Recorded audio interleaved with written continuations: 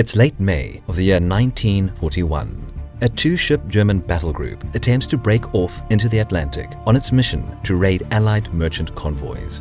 But due to an unplanned string of events, German commander Admiral Lütjens is compelled into facing the Royal Navy's home fleet, attempting to prevent the Bismarck from entering the open Atlantic. A fierce artillery trade-off ensued, resulting in the sinking of HMS Hood, a symbolic British warship. Enraged, the Royal Navy now employs every possible means to track down and destroy the German raiders. The hunt has begun. While the hunt for the Bismarck is on, you too can rule the seas. This video is sponsored by World of Warships Blitz. Free to play via the App Store or Google Play. World of Warships Blitz allows you to command some of history's greatest warships in thrilling tactical combat. And if you download the game using the link in the description below, once you have skippered to level 4, you will receive a bonus prize pack. With thousands of players and hundreds of ships and customizations to choose from, it falls on you, Captain, as to how you will conquer the waves.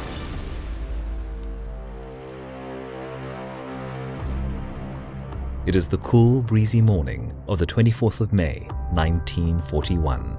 A mere hour has passed since the German task force sank the iconic HMS Hood and considerably damaged another British capital ship, HMS Prince of Wales, forcing her to retreat. Both German vessels saw great elation among their crews following the spectacular victory. But the commander of the battle group, Admiral Lütjens, was already preoccupied sketching plans for the immediate future, as he had no doubt that the threat posed by the Royal Navy was only temporarily deterred. The most impending problem for the Germans was the damage that the Bismarck sustained in the course of the recent battle. 2 hits dealt by the Prince of Wales caused the pride of the German Navy to both leak precious fuel and at the same time allowed a couple thousand tons of salt water into another compartment, which made her slightly list to port and down by the bow.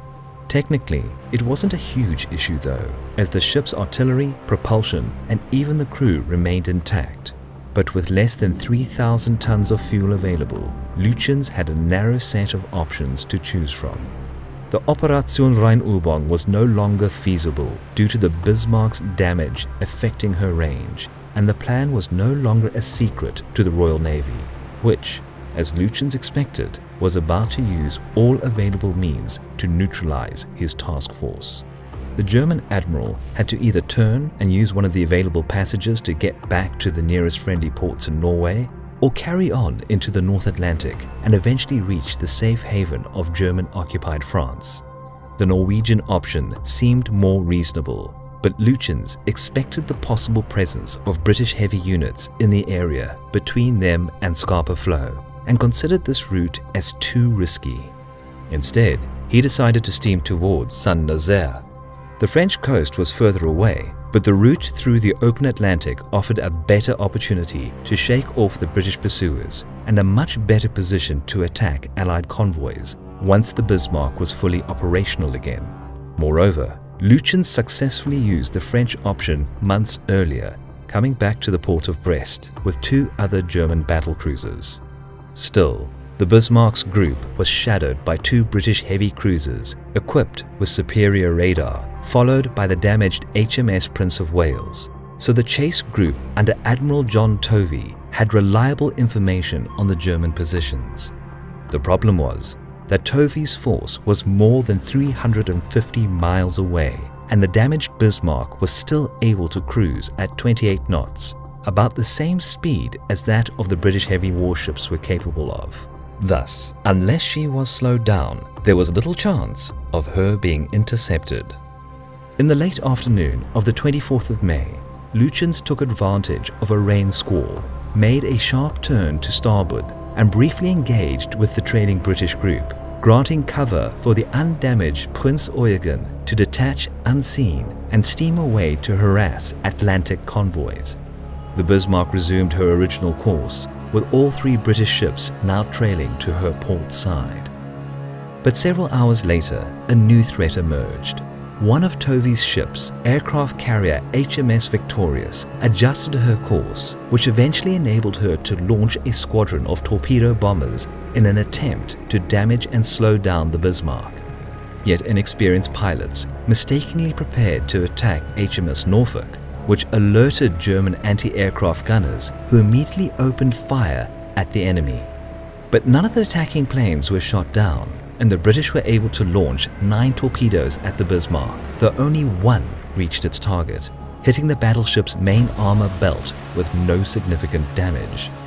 Soon, the chase entered open waters, and the pursuers were forced to adopt zigzag maneuverings in order to avoid German U-boats that might have been patrolling the area, according to British intelligence reports. As a result, the Bismarck was repeatedly out of range of Suffolk's radar. Coincidentally, Lütjens ordered a 270 turn to starboard, hoping to break off radar contact, circling behind her pursuers. Luckily, this move worked, and the German admiral adjusted his course to France, fooling the British at the same time, who upon losing radar contact, steamed west at first, and then, early in the morning, dispersed to seek the Bismarck visually.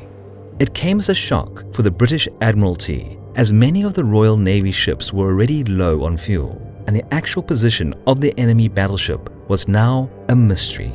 From then on, the plan to neutralize the warship which sank HMS Hood, the pride of the Royal Navy, hung in the balance. But just like the British, the Germans were also making mistakes.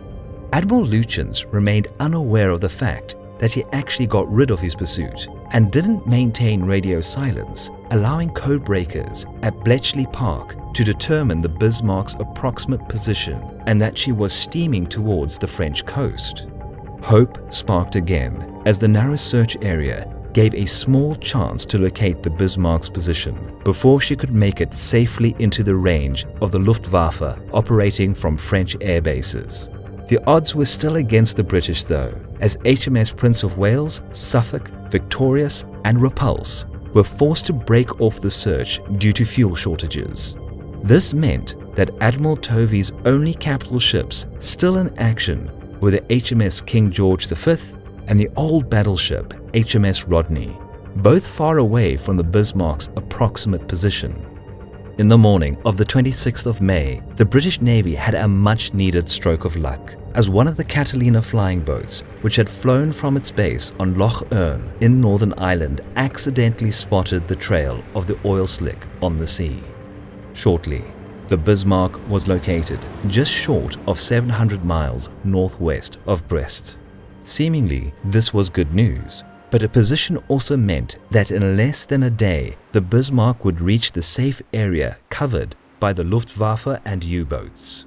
Time was running out, and the only chance the British had to intercept the German battleship was the Force H, a naval formation based in Gibraltar, under the command of Vice Admiral James Somerville.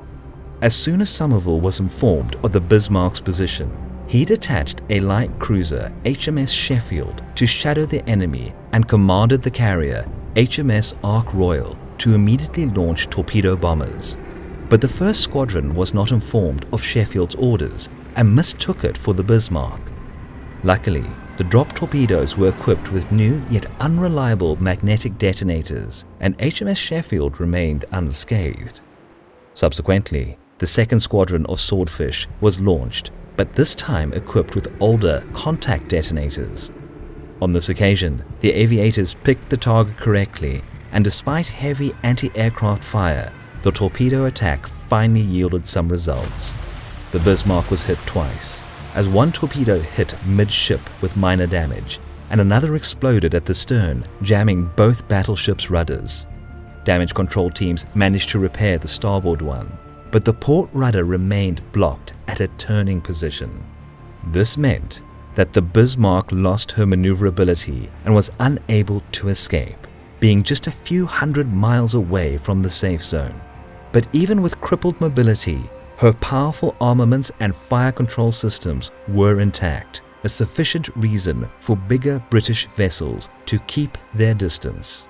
6 destroyers kept the Bismarck busy with torpedo attacks during the night, but it was not until the next morning when the final battle occurred. Eventually, the 3 remaining ships of Admiral Tovey's home fleet loomed on the grey horizon, preparing for a final battle. HMS Rodney and HMS King George V drew and fired first salvos at the slow-moving Bismarck.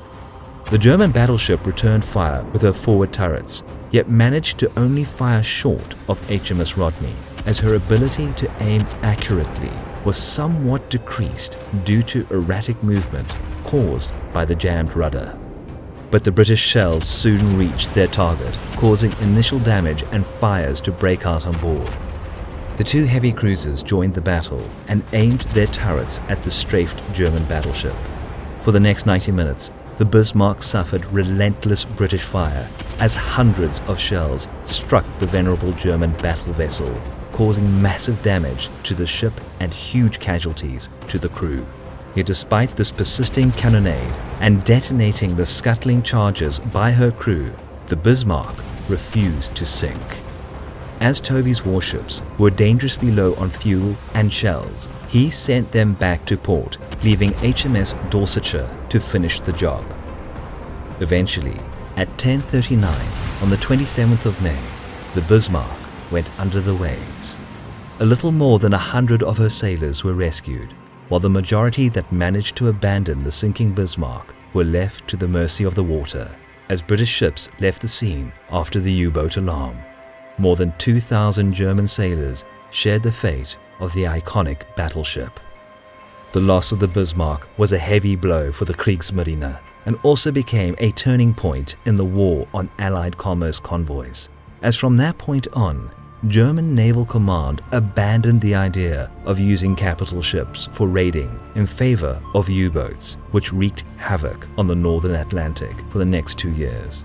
Still, the famous 8-day-long voyage of the Bismarck became a highlight of the Battle of the Atlantic and one of the most popular events of the Second World War in Europe.